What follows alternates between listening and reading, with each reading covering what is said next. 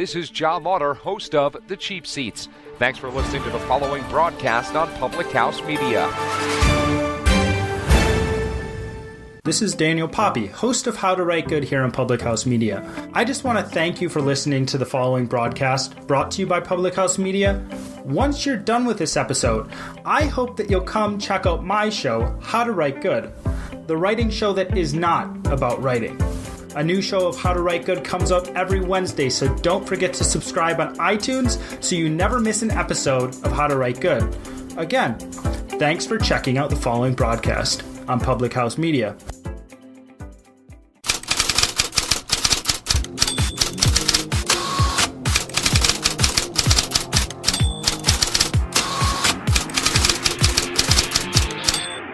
The latest headlines. If they go out and wipe the floor with the Texans, I might buy in. The insightful interviews. Whitney McIntosh, SB Nation. I was more impressed with John Carlo, especially when you consider Aaron Judge's all-star squad. The hottest takes. Yeah, Saquon Barkley had a great game against Iowa, but he hasn't done much. Can all be found on Press Row. Here's your host. It's clearly time for a change, it's only a matter of time before it happens. Christian Heimel.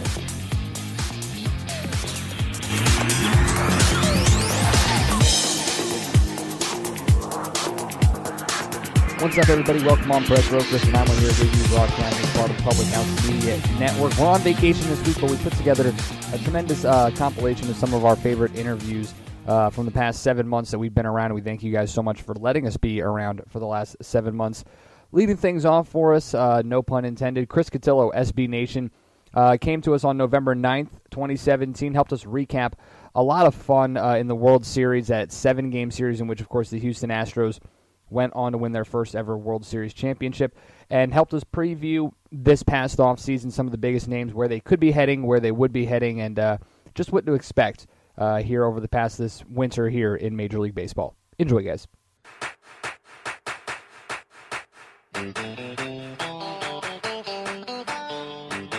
Well, we've had about a week to recover from what was a pretty epic 7-game series between the Dodgers and the Astros, which Houston wins their first ever World Series championship. Chris Cotillo, MLB writer for SB Nation, as well as MLB Daily Dish, back on the program to wrap it all up for us. And Chris, I guess I'll start with the simplest question. Best World Series ever? You know, it's definitely in the realm. I think, you've talked about we've talked about over the last couple of years some really exciting ones, 3 Game 7s in 4 years. Obviously, last year with all of the history that went into it with the Cubs and the Indians, I think that was really interesting. But this year, you're talking about 2 absolute powerhouses, 2 titans, I think was the word that someone with one of the organizations used, really going at it. And it came down to a game in a Game 7 that wasn't as exciting as I think a lot of people thought, but the rest of the series was. So I don't think you could look at either of those teams and say they didn't deserve to win. No, neither of those teams lost the series, which is always good to see. The Astros won. The Astros beat them. No one, really threw it away like we've seen sometimes over the years in sports. So to me, it is one of the best ever. It sets the tone for, going forward. I think both of those teams have a lot to look forward to. Really, the teams that we saw in the championship series, all of those clubs have a lot to look forward to. The Dodgers with a lot of young players. The Astros with that young core, obviously that gets harder once those contracts get bigger, as the Royals are seeing now. But I think we could see, whether a rematch in the next couple of years or those teams getting back on their own. I think those kind of things are likely just because of all the young talent they have. You brought up the Royals, Chris, and if you go back to their World Championship a couple of years ago, you've had 6 different teams competing for the World Series these last 3 years. Is that parity in Major League Baseball? Is that the fruition of sabermetrics? What do you see as the biggest cause as to why, forget World Series repeats, we haven't had a pennant repeat in a while? Well, for me, I think you're seeing not a lot of teams are going out there and trying to contend every single year, and that is a strategy shift we've seen. I tweeted this as soon as the Astros won, that the Royals rebuild, worked, they won. The Cubs rebuild, worked, they won. Now the Astros, I think were the poster child for the rebuild and really, went and lost 100 games a few times, and they were so bad, even SI dubbed them as bad as they were in 2014 to be winning in 3 years. You're seeing, these teams it's a very cyclical game right now. Other than the exceptions, whether it be the Giants this year or the Mets or some of these teams you expected to contend that just had down years, usually the losing teams, they do it on purpose with the intent of being good in 3 years. Now we've seen, even the Yankees have a little bit of a rebuild. The only teams we really haven't, I would say, the Dodgers haven't really in the last couple of years. The Red Sox haven't really, even though they did trade away some pieces. I think, you're just looking at the cycles of the game right now. A lot of teams are starting that rebuild. We've seen the Tigers just launching into it. The White Sox are in the midst of it. The Padres, the Marlins are doing it every year forever, so that's always part of the game. But you're just seeing that cycle kind of come to fruition, and it makes things exciting. He's Chris Cotillo of SB Nation and MLB Daily Dish joining us here on Press Row. And Chris, let's move on to the offseason because it feels as though even during the playoffs, it seemed like the hot stove was already cooking up with a bunch of managerial hires. Obviously, the Yankees still yet to fill that role, but what have you seen as maybe the best fit or the most surprising managerial hire so far this offseason? Yeah, I think, it really, to me, this is a very interesting offseason because you could have expected the Tigers, the Mets, maybe the Phillies. I think the Phillies were a little bit of a surprise to move on, but to have three playoff teams, the Red Sox, the Yankees, the Nationals, all part ways with their managers, and two of those cases, World Series winning managers, is not something you see every day. I think it's just it really shows that the leash is getting a little bit shorter, especially when the expectations are so high in those cities. I think no matter what Girardi did, he was as good as gone. About the same for Farrell in Boston. I think the Red Sox making that move early, right after they were eliminated by Houston, really enabled them to go out and get their guy in Alex Cora. I think he was the hottest managerial candidate by far. Every team would have loved to have hired him. So I love that move. A young guy, bilingual, has a lot of background and a lot of different things. And I think the big theme yesterday when he was introduced is he's used to Boston after playing there during his career and knows what that environment's all about. And being from there, I can tell you it's a unique animal, as I'm sure everybody knows. But I think with the Tigers, it was a safe move in getting Gardenhire. The Mets needed a pitching guru to really their team, will live and die off that young rotation and all those young arms that have been injured or struggled at different times. If you get all those guys together, that's a very good team and one that, despite everything going wrong this year, could contend, especially in a division where you're not really expecting Atlanta, Philadelphia, or Miami to contend next year. In terms of other managerial hirings, I think Washington's move with Dave Martinez is one that has been coming for a while. He's been interviewed a lot across the league, and they're basically getting Joe Madden light in a lot of ways. So I think that is one that is a move that a lot of people do like. They seem to identify him as their top candidate.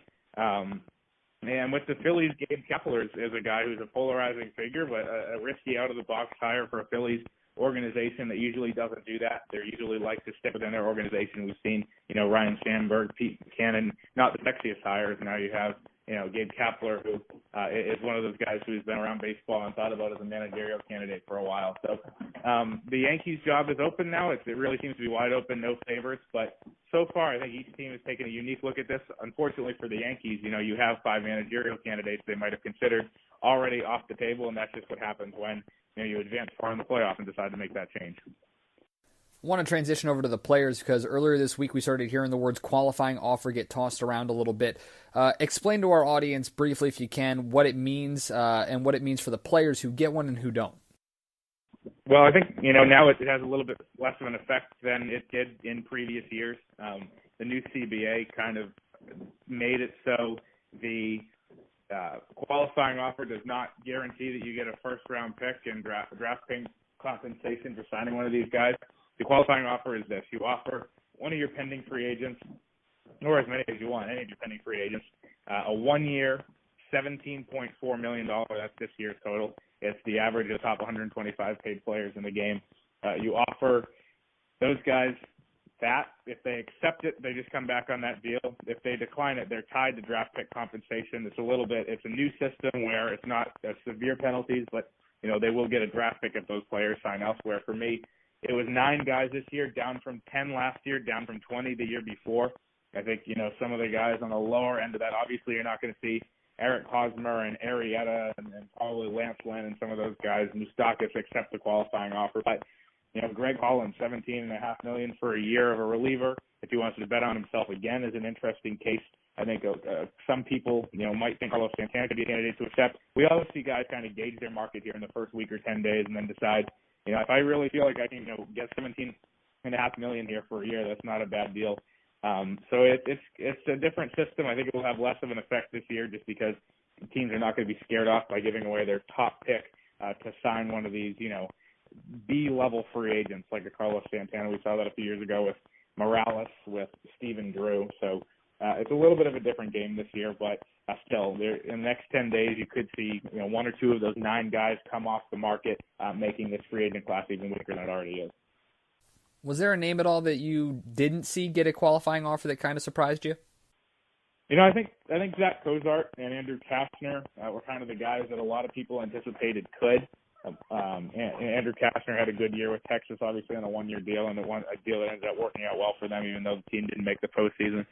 Cozart, I just think, the way, and this is the same problem we had around the trade deadline. The teams that are looking to spend money or make moves or make additions are really not looking for shortstops. Think about how many good young shortstops there are around the game. So Cozart, I feel like Cincinnati thought if we offer that to him, he might just accept it. And I don't think that's really a risk that they're willing to take as a rebuilding franchise right now to give $17.5 million to a guy for next year. So for me, that was the one that, in a different situation after the year he's had and, kind of the pedigree he's built, probably would have gotten one. But that was, in a year where a lot of guys are ineligible. Anybody who got a qualifying offer before, anyone who was traded during the season, cannot get one. So that eliminates J.D. Martinez and Darvish and Todd Frazier and a bunch of these guys that were not able to get one. So, the 9 players that did, like I said, I would not be surprised if all 9 declined, but I could see 1 or 2 as a surprise like we saw last year accept it. We saw last year Neil Walker and Jeremy Hellickson and maybe someone else if I'm forgetting accept. So that's always a possibility. He's Chris Cotillo, MLB Daily Dish and SB Nation. You and I spoke a couple months back, and we talked about the biggest story this offseason was going to be what the Marlins do with Giancarlo Stanton. Have we heard any word which way they might be leaning? Yeah, I would say he's definitely likely to be dealt. I really think that is something that is probably going to happen. It's going to be the biggest bidding war of the offseason in a lot of ways. I think that'll be the story that dominates until the winter meetings when those types of things tend to happen. There's a lot of factors at play there. Obviously, $300 million on the books. New ownership, Derek Jeter really calling the shots, as weird as that is to say. And then a full no-trade clause for Stanton, trying to figure out how much money goes in a package versus how much, you give up in terms of prospect value. But after that tear Stanton went on and, a fully healthy season for the most part, I think you're going to get value back for him despite that contract. So he is the biggest story. The early teams are the Giants, the Cardinals, the Phillies. So those are the teams we're hearing, but obviously these types of things change. He has complete control over this with his no-trade clause. So it'll be a story that changes a billion times until at least we get to Orlando in about a month or so. And I expect that around then something could go down. Well, with the offseason comes award time, Chris, and I want to touch on the American League here real quick. Aaron Judge is going to be a runaway Rookie of the Year, but does he have enough to maybe eclipse Jose Altuve and also claim MVP rights?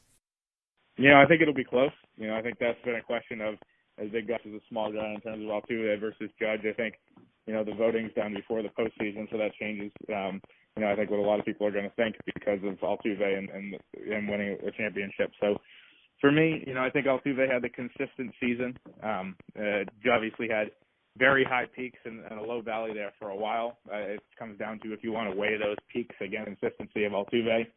For me, I'd probably take Altuve. It doesn't take anything away from Judge. It's just, Altuve's, kind of culmination of him becoming one of the faces of the game after a few years of being really good and being so consistent. So that would be my pick, but I do see, I think it will be close there.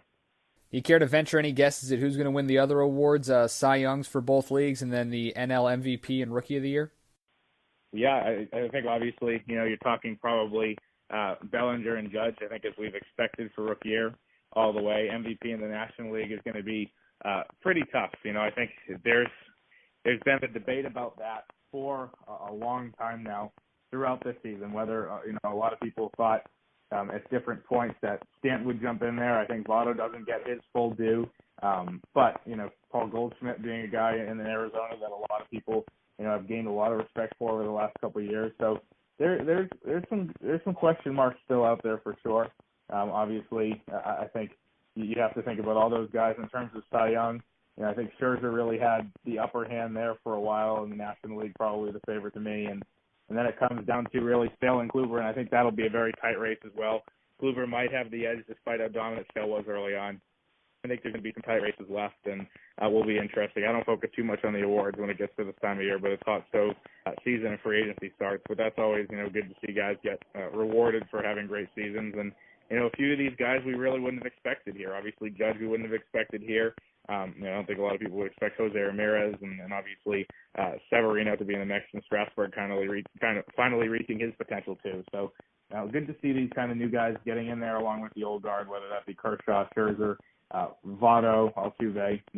Those guys have been there for a while. Last thing here, we touched on Giancarlo Stanton, but who's the other big-name player? Is there another big-name player you see out there that could really be moving teams here this offseason?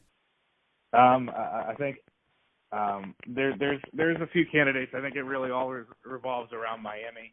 I think that is something that is really going to just determine the entire offseason, how much they're willing to do.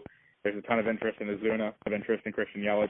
A ton of interest in D. Gordon and Prado and some of the guys they've already made available after Stanton. So those are the types of things that we're going to be looking at. I think Miami really drives this entire offseason, but, you're looking at, I think, something interesting to me is I think the biggest pitcher that would have been available in trade would have been Verlander, and obviously he already got traded. So the pitching trade market's a little weak. It comes down to if these teams with guys who are up in a year are really willing to make those types of deals, whether that be Donaldson in Toronto, Machado in Baltimore. I think that's unlikely at this point. But if those teams are willing to budge, those are the other big names once we get past Stanton.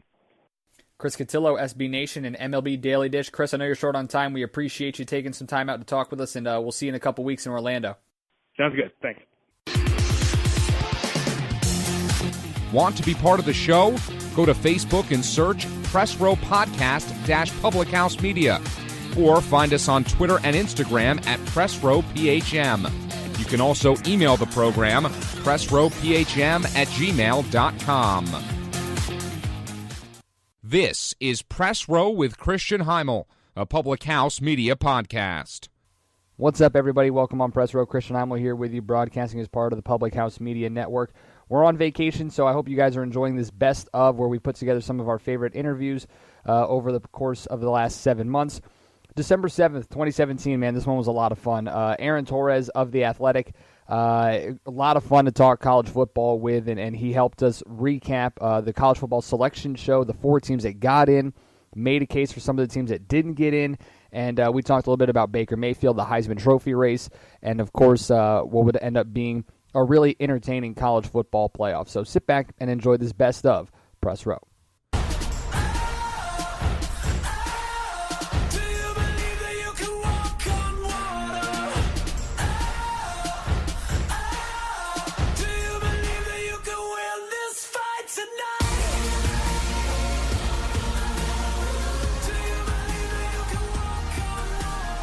Well, it's the weekend we've been waiting for every year for the last 4, Selection Sunday. College football playoff is set. Number 1, Clemson. Number 2, Oklahoma. Number 3, Georgia.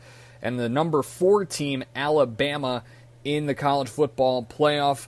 New Year's Day, those 2 semifinals. And then, of course, January 8th, the championship game. Aaron Torres of The Athletic, as well as the Aaron Torres Sports Podcast, joins us now. And, Aaron, we'll start with the most debated question possible. Did the College Football Playoff Committee get it right?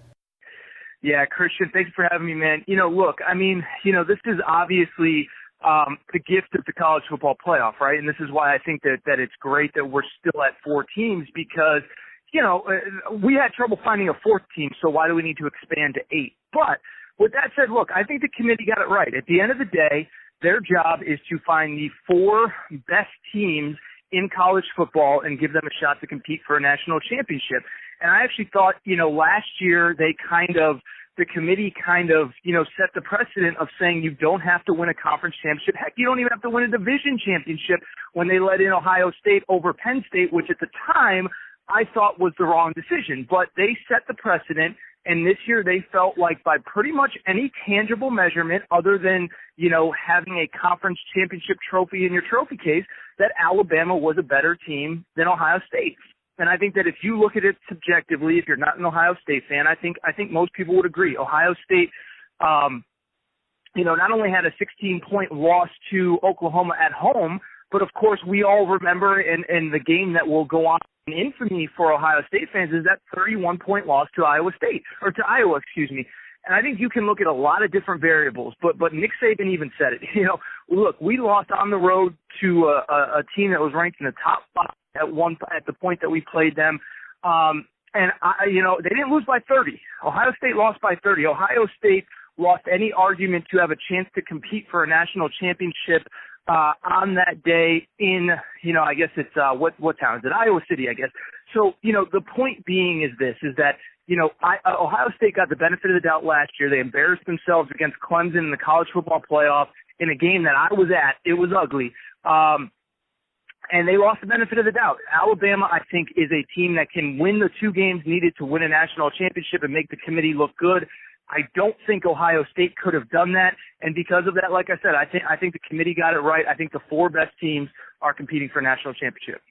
Am I the only one outside of Los Angeles naive enough to believe that USC got shafted here by not even being in the conversation for number 4? A team that goes out, wins their conference championship. Their 2 losses are to 2 teams that were ranked in the top 25, and the combined scores in those losses were less than what Ohio State lost to Iowa. So why is it that the Trojans weren't even considered for a number 4 spot?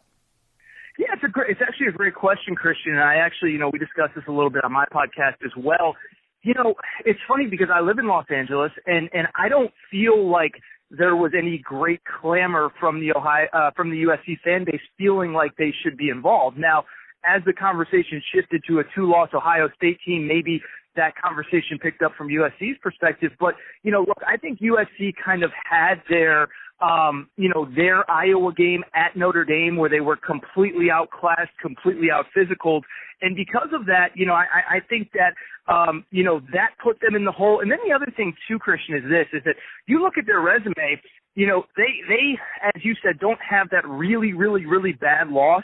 But they're kind of like Alabama in that they didn't have any great wins. Their 2 best wins were against Stanford, which, was a team that finished 9-4. Stanford played well down the stretch, beating Washington and Notre Dame. But, as a 9-4 team, really something that you can hang your hat on. USC, I think, was hurt by 2 things. One, they never got a crack at Washington, which was probably the second best team in this league. You can make the same case for Washington, by the way. They never got a crack at USC. And then the other, and something that, the only reason that I really feel like USC should have been considered is because they had to deal with something that no one else that I know of in college football had to deal with, which is they played 12 straight weeks without a bye. And I can't tell you, that above all else is the reason that I think USC should have been considered that nobody talks about. And that's kind of one of those, intangible things that you can't really equate.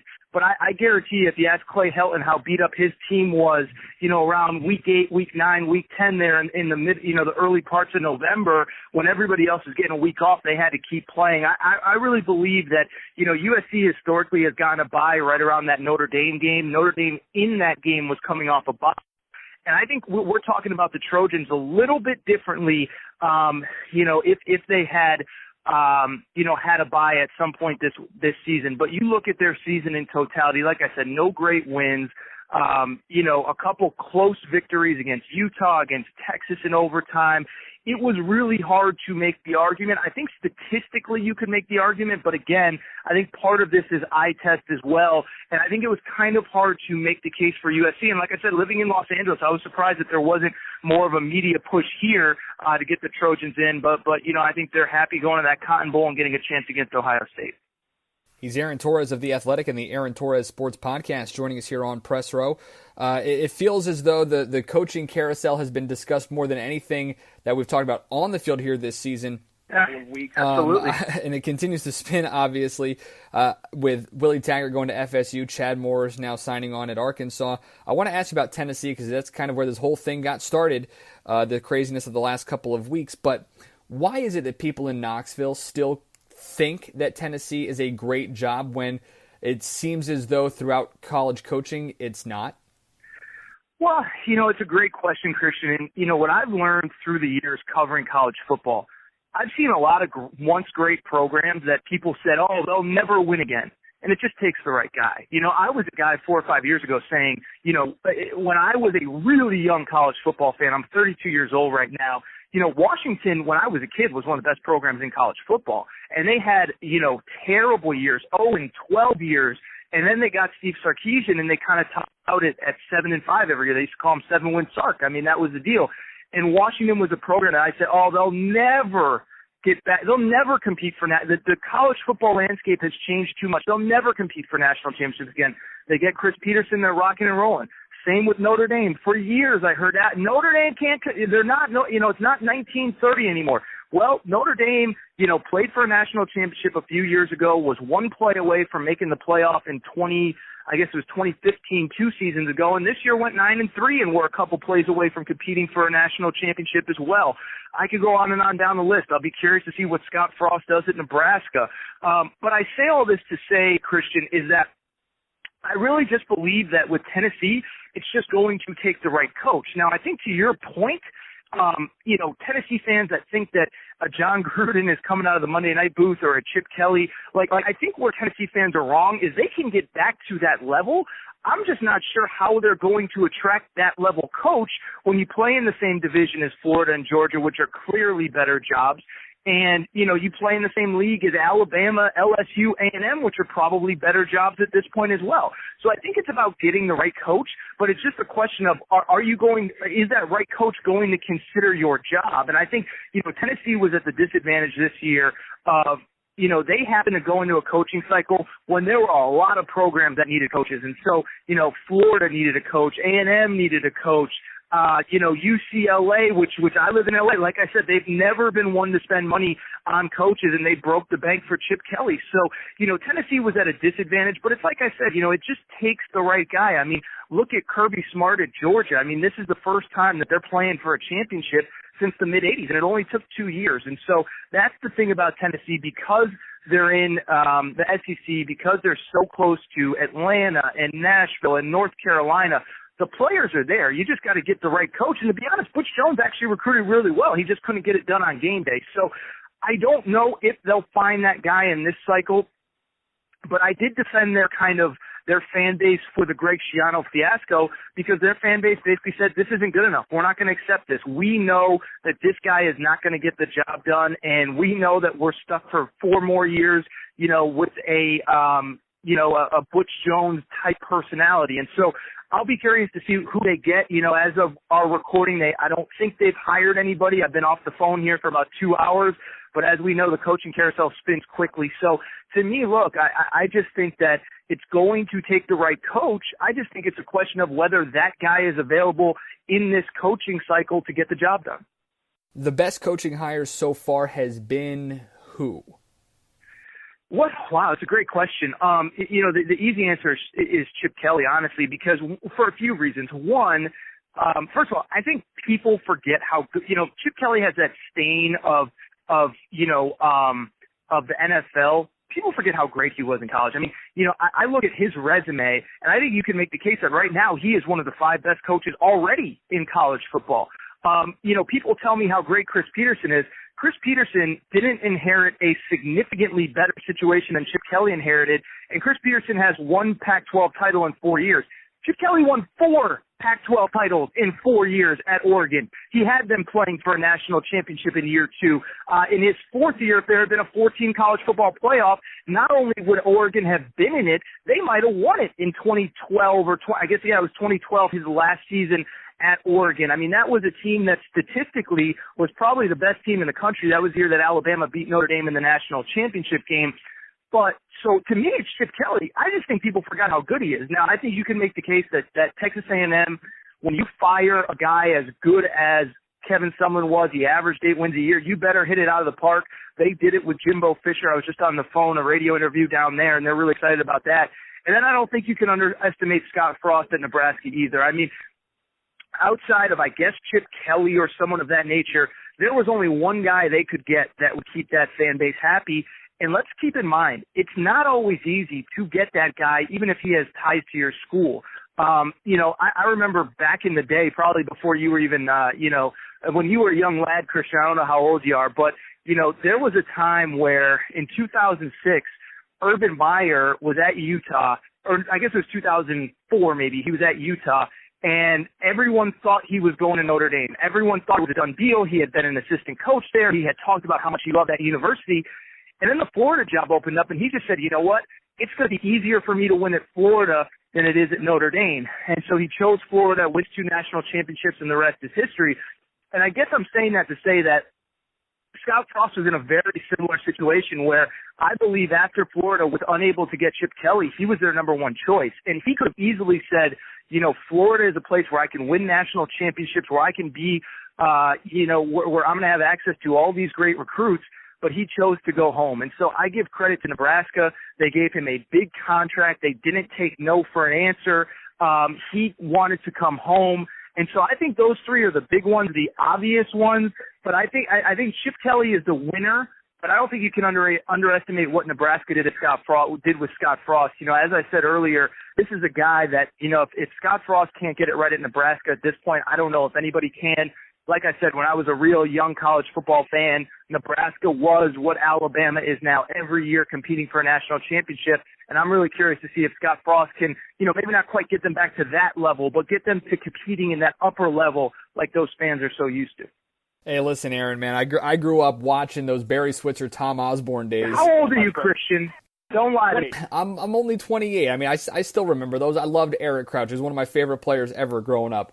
But as we change things up here and talk a little bit about the announcement of the Heisman finalists here, Lamar Jackson, the defending Heisman Trophy winner, Bryce Love, and then, of course, Baker Mayfield. It feels like it's a done deal. It's Baker Mayfield, but Lamar Jackson, despite how bad his team has been, has played so tremendously well. Does Lamar deserve to be there, and does he have a shot at Baker, or is it really kind of a done deal?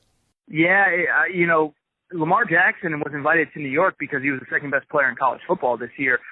Statistically, he wasn't quite as great as he was last year, but as you mentioned, Christian, his team just wasn't as good. They lost their top two receivers, their leading rusher from last year, a couple guys that are played in the NFL on the defensive side of the ball. But, I mean, what he did was incredible. I mean, I think I saw a stat, and I could be wrong on this, so don't quote me. I guess I'm being quoted because we're live here. But, I think he had more 100-yard rushing games this year than Saquon Barkley did at Penn State. And you add that in with the passing numbers. He was incredible. But it's as you said, once Louisville lost those 2 or 3 games early, he was completely off the national radar. And so people are going to realize how good he was. So to answer your question, I think he deserves to be there. I was a little disappointed. There's a kid named Rashad Penny out at San Diego State, I believe was college football's only 2,000-yard rusher, had rushed for 200-plus yards in his last 4 games. I really thought he was a guy that deserved that honor of being in New York. But to answer your question, Baker Mayfield, it's a done deal. I know people want to talk about, the crotch grabbing and the swearing. He was so much better than everybody else this year. I don't even think it's a debate. Especially the way that Oklahoma played defense early in the year. I really wonder where that team would have been with average quarterback play, let alone great quarterback play. The other thing with Baker Mayfield that I brought up this weekend, which I think is worth noting, is that, it's not like Baker Mayfield returned a ton of talent around him. Now, the offensive line was really good, but this is a guy, they lost 2 1,000-yard rushers last year, Joe Mixon and Samaje Perine, and the Biletnikoff winner, which goes to the nation's best wide receiver in D.D. Westbrook. And so it's not like he returned a ton of talent. What he did was turn a bunch of guys that hadn't had much experience into stars in this offense. Rodney Anderson, who unfortunately is going through some legal problems right now, and some other guys on that roster as well. So to me, I think it's a lock. I think it's done. He's the guy. He deserves that award. He's been awesome. And I'll be honest, Christian, I hope he grabs his freaking crotch on Saturday night when he accepts that award. Oh, I love Baker Mayfield, and I can't wait for Saturday night. But especially, I feel like the Johnny Manziel comparisons, at least off the field, are completely and totally unwarranted. Yeah, can I just comment on that real quick, Christian? Is that it's so annoying to hear that because Johnny Manziel, listen, Johnny Football, you and I both know. I think he was one of the 3 or 4 most electric college football players I've ever seen. I mean, I know it was only 5 years ago, but fans, go back, watch Johnny Football. It was unbelievable what he did, especially in that Heisman Trophy winning year at Texas A&M. But he had problems off the field that predated the NFL. And I think the NFL kind of highlighted them, everything that happened when he was with the Cleveland Browns. But, this was a kid that I don't know that he took football all that seriously, even when he was dominating the sport of college football. We remember, of course, the winter that he won the Heisman Trophy, he was showing up at casinos, he was showing up, courtside at NBA games, and obviously, the partying is well known and all that stuff, and I'm not going to speculate. I mean, we've all heard various things, but I don't think the off-the-field stuff started when he got to the NFL, So Baker Mayfield, as best I can tell, he had that one incident during the summer when he was at home. A lot of college kids go home during the summer. They're with their buddies. They do dumb stuff. But when he's been on that Oklahoma campus during the season, it seems like he's 100% about football. His teammates love him. I hate that Johnny Manziel comparison. Because he grabs his crotch because he's emotional, that doesn't mean that he has the kind of quote-unquote issues that Johnny Manziel had. One, I obviously hope Johnny Manziel gets right, but in the broader sense, I just don't like that Baker Mayfield is kind of put into that context, Completely agree with you there. We're speaking with Aaron Torres of The Athletic as well as the Aaron Torres Sports Podcast. He's also the author of One and Fun, highlighting the 2010 Kentucky Wildcats basketball team. And Aaron, I want to transition a little bit to college basketball here. A lot of talk with LiAngelo Ball recently and the decision by his father to pull him from UCLA. You've known LeVar Ball and the Ball family for years. Try to take us inside their mindset right now and the decision to pull LiAngelo and start shopping him professionally, because many GMs have even said that he wasn't really an NBA prospect. Yeah, it's an interesting scenario, and ultimately it's kind of a sad scenario because it's like you said, Christian, LiAngelo is a good player. I mean, he's a great shooter, and he obviously thrived playing alongside Lonzo during what it was his junior year of high school, Lonzo's senior year. But he's not an NBA draft prospect, and I've talked to a lot of people about this, and I've known the family for years. I actually generally tend to like LeVar, but I think, obviously this is a situation where I think, honestly, to be honest, I think LeVar's lost touch with reality. And what was disappointing to me, I wasn't at UCLA yesterday. It's funny because I go to almost all their media availabilities, but I couldn't make it yesterday. And, Steve Alford said that LiAngelo was doing what was asked of him. He was going to class. He was going to his tutoring sessions.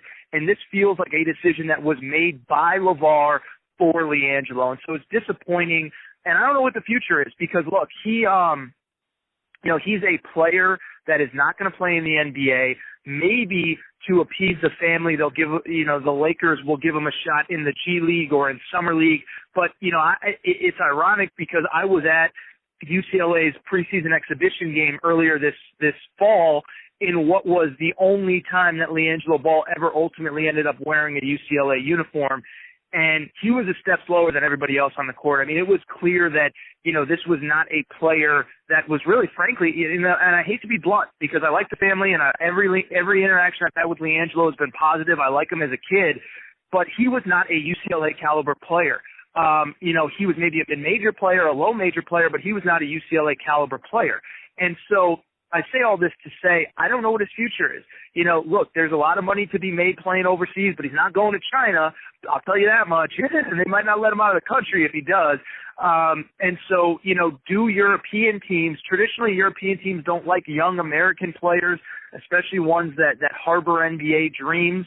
So I don't know what his future is. Look, I think he'll get a shot overseas. But, he's not Lonzo. And there's a reason that he was a 3-star recruit in high school. He wasn't on anybody's NBA mock draft boards. I hope the future is bright for him. I hope everything works out well. I just don't know if, the future for him, it's certainly not in the NBA. And I hope, but whatever it is, I hope he has success. Aaron Torres of The Athletic, as well as the new podcast, Aaron Torres Sports Podcast. We appreciate the time, my man. Thank you so much. Christian, thank you for having me, brother. Anytime. Listen to every episode and get the latest shows sent right to you. Subscribe to Press Row on iTunes, Google Play, iHeartRadio, Spreaker.com, and Stitcher.com.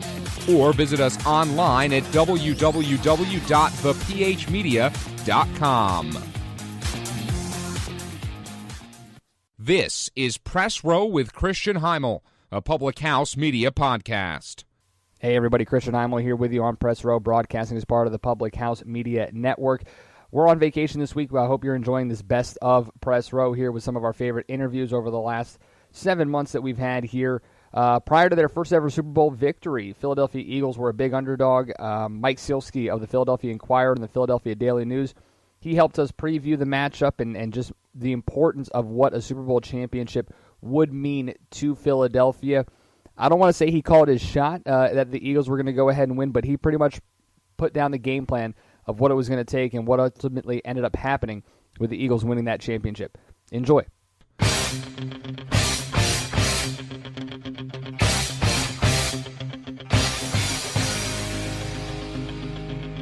Back here on Press Row, Christian Heimel here with you, broadcasting as part of the Public House Media Network. Time to really dive in to our Super Bowl 52 preview, Philadelphia Eagles and the New England Patriots. Mike Sielski covers the Eagles, the 4.5-point underdog here this weekend for both the Philadelphia Inquirer and the Philadelphia Daily News. He joins us now here from Minnesota. And Mike, I guess before we get to the actual Super Bowl, I want to talk about news coming into the NFC East. Alex Smith being traded to the Redskins, now opponent of the Eagles twice a year. What do you make of the decision? What was your initial reaction and that of the Eagles players? Well, there wasn't much discussion among the Eagles about the trade because obviously they have bigger fish to fry at this point. My reaction is that it pretty much keeps things status quo for the Eagles. I mean, they had handled the Redskins this past season with Kirk Cousins there. I don't think Smith is an appreciably better quarterback than Cousins. I think they're comparable players. They're both fine players if you can, decent quarterbacks if you can put weapons around them. But Smith is also 4 years older than Cousins, and so you wonder when a decline may come around, and then the Redskins will have to address the position again. But I think from the Eagles' standpoint, it keeps things pretty much status quo, and I think their greater concern after the Super Bowl is making sure that Carson Wentz, rehabs his left knee fully and completely and is able to come back at some point next season. It's not the same quarterback he was, a pretty good approximation of it. What would you say was the biggest change in Carson Wentz's game this year prior to the injury that helped lead this Eagles team to be as good as they were? I think it's a couple different things. I think he felt more comfortable within the offense, a year of experience that allowed him to master it. I think you saw that in the accuracy of his passes. He was, that had been a concern both last season and throughout the offseason. There was some rumbling that he was tinkering with his throwing motion, and whatever he did with it, it worked because he was able to make some terrific downfield throws all season. I think that made a difference. I think the weapons that the Eagles added at the skill positions, form of Alshon Jeffrey and Jay Ajayi and LeGarrette Blount, Torrey Smith to a lesser extent really helped. The offensive line, with the exception of Jason Peters getting hurt, has been healthy and intact. And Halapoulivaati Vaitai, who stepped in for Peters, performed fairly well. So I think all those, those combination of things, led to what we saw from Wentz before he got hurt, which was a quarterback who probably was going to be the MVP of the league. And I would argue, even though he got hurt, he should have been the MVP of the league because that's how good he was and how important he was to the Eagles. Mike, when you talk about the Patriots and the aura that surrounds them, it's obviously Belichick and Brady, but how impressed have you been with what Doug Peterson's done from a coaching standpoint this year? Not just moving them from 7-9, what they were a year ago, but to continue to keep the ship afloat with the injury to Carson Wentz. It's been very impressive, especially as you mentioned with Wentz getting injured. The thing that to me makes the Eagles an intriguing matchup against the Patriots in this game is that, you cannot play scared against the Patriots. And one of the things they excel at, and you saw this in last year's Super Bowl against the Falcons and in the AFC Championship game this year against the Jaguars, is that they get you into positions where you have to kind of change who you are in a way. You're forced to be more daring, or you're forced to just play differently from what you're accustomed to playing, because you can't be cautious against them. We saw that, for instance, when the Jaguars took a knee with 55 seconds left in the first half and holding a 14-10 lead and 2 timeouts. And they said, well, we're content and fine with that. And it was a mistake. It was kind of a red flag saying, hey, we're playing it safe. We're playing not to lose. The advantage the Eagles have in this game is that under Doug Peterson, they have played, to put their foot on their opponent's throat and crush it all season. They've gone for it on fourth down, I believe the second most times in the league. They made it the most times in the league. Their percentage of getting a first down on fourth down was the third highest in the league. They're comfortable playing kind of with the pedal to the metal, and I think they're going to have to play that way if they're going to beat the Patriots. He's Mike Sielski, Philadelphia Inquirer, Philadelphia Daily News, joining us here, Super Bowl 52 preview show on Press Row. Chris Long, LeGarrette Blount, two guys who have Super Bowl rings from a year ago with the Patriots. What have they been telling their new teammates about their old teammates getting ready for the weekend? Just relax on the one hand, but be cognizant of who Brady and Belichick are. Both of those guys were on a team last year that was down 28-3 midway through the third quarter of the Super Bowl and managed to come back to win. So more than anybody else, they have an appreciation and an understanding of, what the Patriots can do. And I think, it's balancing that. It's balancing the relaxation and the aggressiveness with which the Eagles have played all year with the knowledge that, this particular coach and this particular quarterback present a very different challenge from what they've been up against most of the year.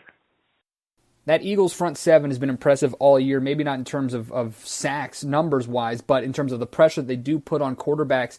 Fletcher Cox, Derek Barnett, mentioned Chris Long.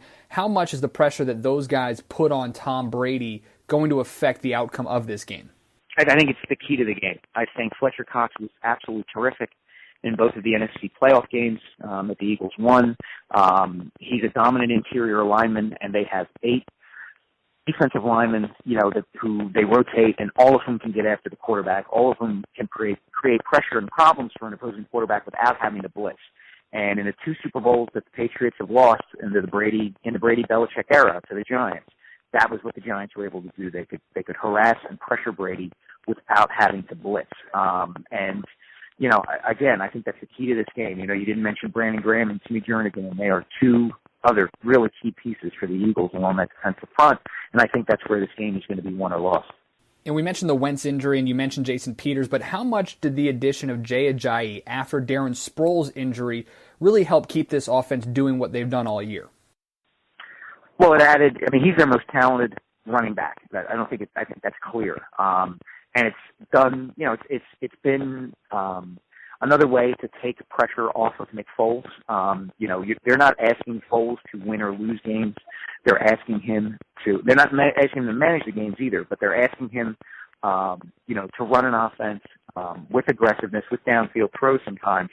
But now he also has an additional skill position weapon at his disposal. You saw, in the 2 playoff games, a number of swing passes to Ajayi that he was able to turn into substantial gains. He's a tough running back. He gives them a good burst between the tackles. He's been a huge help to them. Mike Sielski of the Philadelphia Daily News and the Philadelphia Inquirer joining us here on Press Row. Mike, I lived in New York City for about 10 years, and they always hate Philadelphia, hate Eagles fans, but are fans in Philadelphia really that bad? I don't think they're that bad. I think they're notoriously demanding of their teams, and I think that for whatever reason, and we could spend a whole show about this,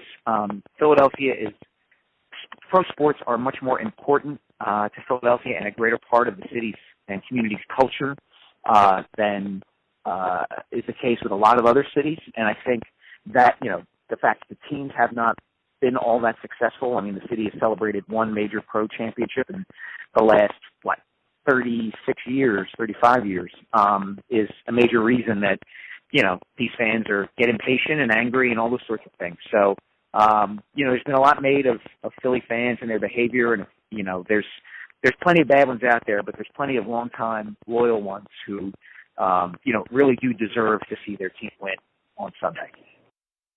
Mike, what would it mean you mentioned the Philadelphia, not just the city, but the community. What would it mean to them, the fans, the players, this franchise, if they're able to hoist their first ever Vince Lombardi trophy on Sunday? Oh, it would be a party the likes of which the city has never seen. And I include hosting the bicentennial of the United States back in 1976. I don't think anybody would go to work on Monday. I think, there would be partying in the streets, around City Hall and Center City and around various neighborhoods and communities for days. It would be the biggest sports moment and sports achievement in the city's history, without a doubt.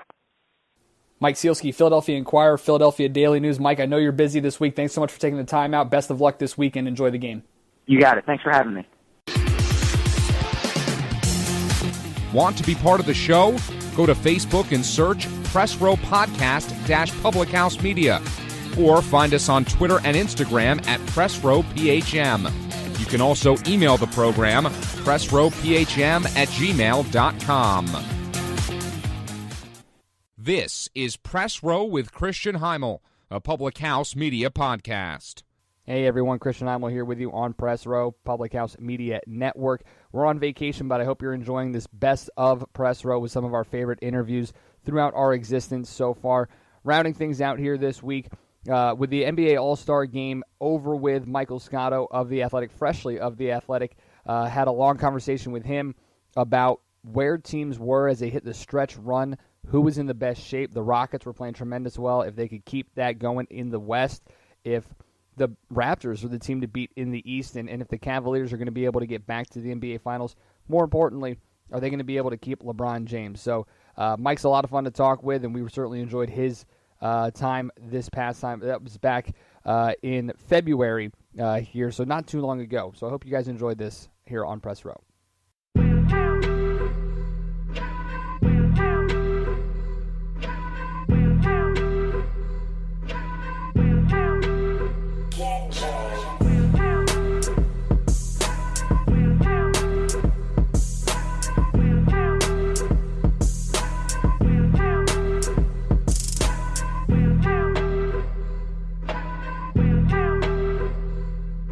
Welcome back on Press Row. Christian Heimel here with you, broadcasting as part of the Public House Media Network. NBA All-Star break is over as teams get back tonight. 7 games in action later on tonight. The 2 biggest ones being Washington at Cleveland, Clippers at Golden State. And with the All-Star game now done, we hit the home stretch here for the NBA season and welcome in good friend of the show, Michael Scotto, now of The Athletic. So we congratulate Michael on his transition there and welcome him back. Mike, thanks a lot for the time.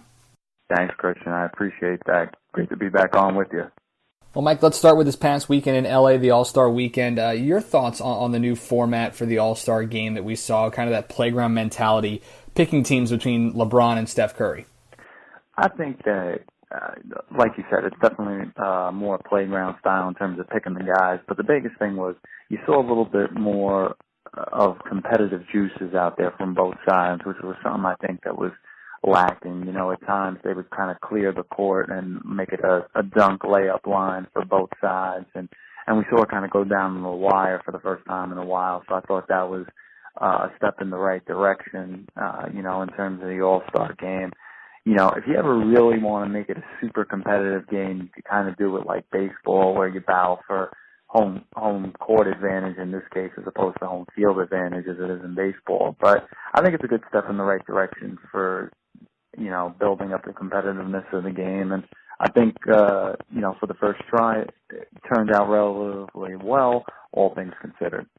As All-Star Weekend moves forward, are there any changes that you'd like to see? Is there anything maybe you'd like to see done a little bit differently come All-Star Weekend?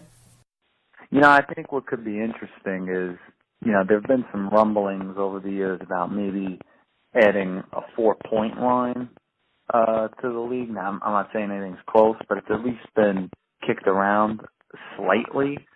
So if you have any thoughts of doing that maybe and making it part of the game long term, trying that out. I think that'd be a good experimental way to do it.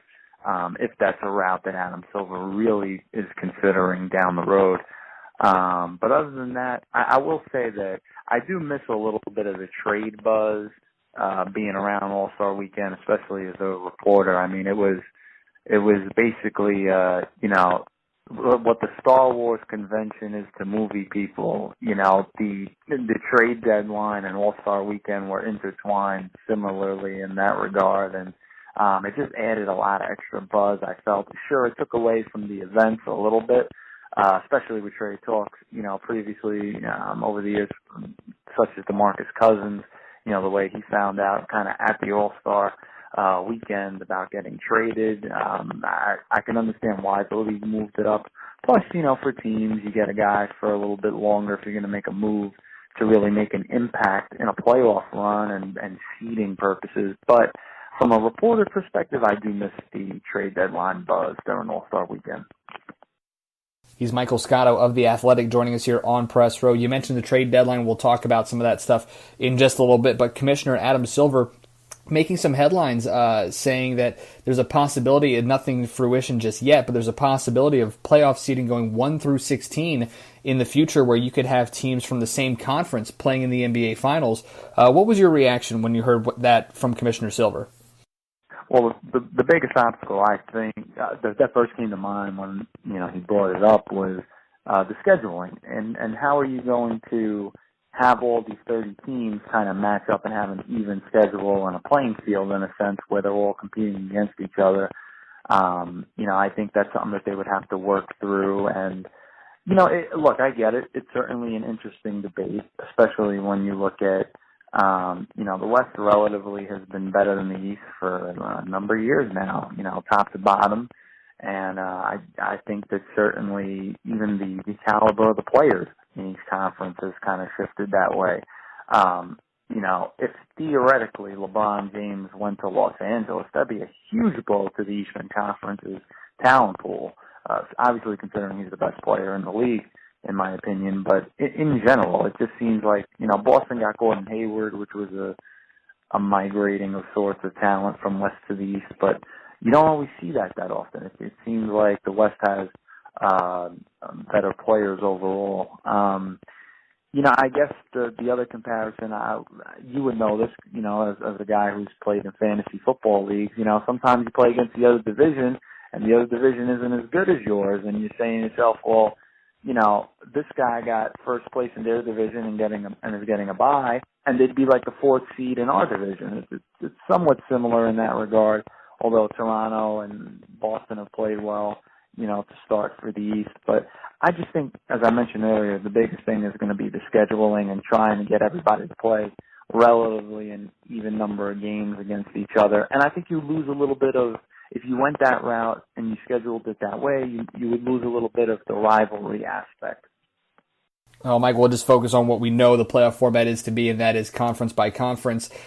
Speaking of that, in the East, Toronto, with a nice surge there prior to the break, winning 7 in a row. What has Dwayne Casey's squad done maybe better than they have the last couple of years that has them leading the East right now? Yeah, I think their bench is better than it has been over the years. I think Ogiana Nubi has been a nice rookie for them coming in this season. Jakob Podol has developed. And I just think that when it comes to Toronto, we've seen them have nice regular seasons. The question with them has always come the playoffs, and which DeMar DeRozan and which Kyle Lowry are you going to get when the lights shine bright? They've had inconsistent series and inconsistent performances over the years, and ultimately they're going to determine how well Toronto fares going forward, and if they're really going to compete with Cleveland and Boston for the Eastern Conference crown. You mentioned Cleveland there, and they made a lot of moves at the trade deadline. Kind of a two-part question here. Number one, do the new-look Cavs have enough to win the Eastern Conference again, get back to the finals? And then number two, probably most importantly, did the Cavaliers and Kobe Altman do enough to keep LeBron James when he enters free agency this summer? Well, I think there's no question that Cleveland on paper, and you know what, not even just in terms of paper, the chemistry aspect, they improved with this trade. They got younger, fresher legs. And they're going to need that if they're going to have a deep playoff run.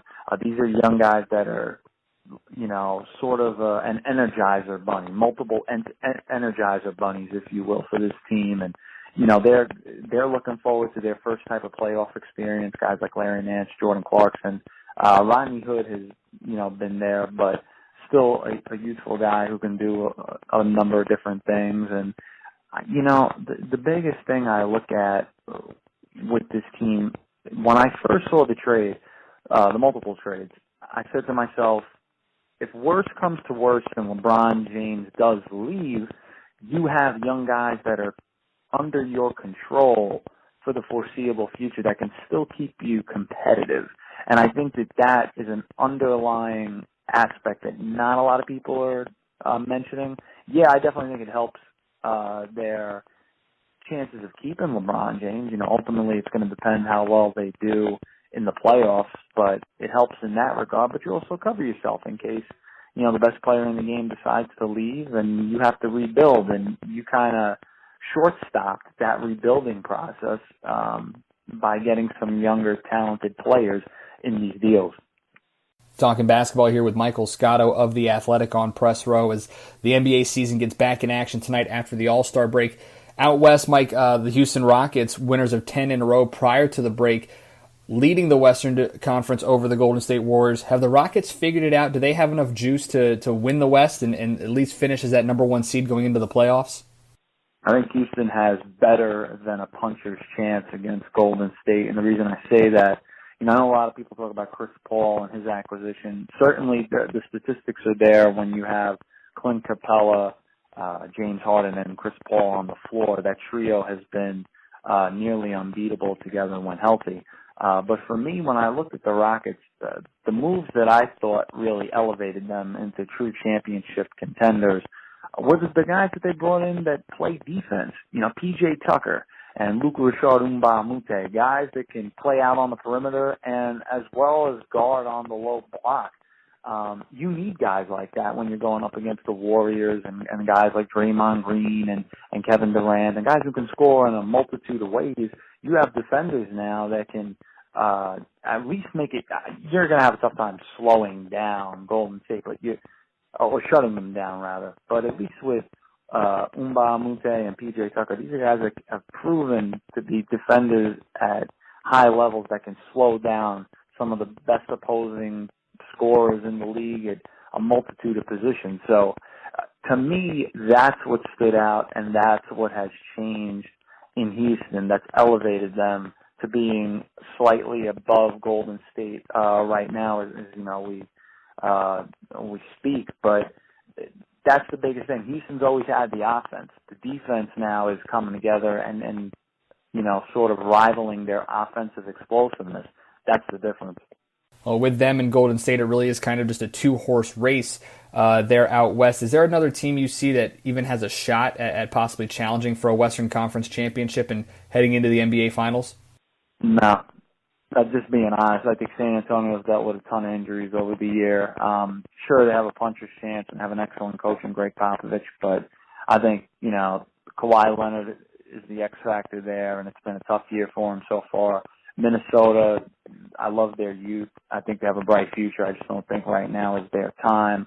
Oklahoma City, when you look at the Thunder, they have the best puncher's chance, in my opinion, of making noise, but they've been inconsistent. And, before DeMarcus Cousins went out for the Pelicans, I really thought that they were the most, somewhat of a dark horse team in the sense that they're the only team in the league that was playing two traditional type of big men who can play in the new age game and run the floor, pass, shoot, and own the glass.